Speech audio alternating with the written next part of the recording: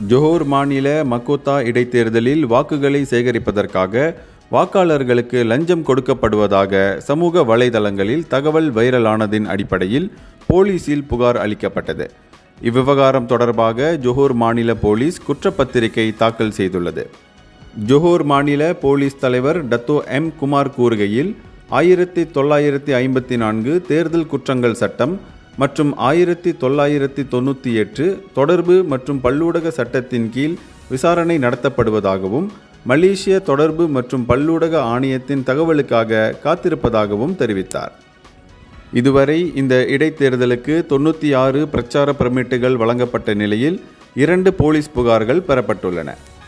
இதனிடையே மக்கோத்தா இடைத்தேர்தலில் பாரிசான் நேஷனலின் ஷேக் உசைன் ஷேக் அப்துல்லாவும் பரிக்கத்தான் நேஷனலின் முகமது ஐசான் ஜஃபாரும் நேரெதிரே போட்டியிடுகின்றனர். இந்தியர்களின் இதய குரல் மக்களோசை.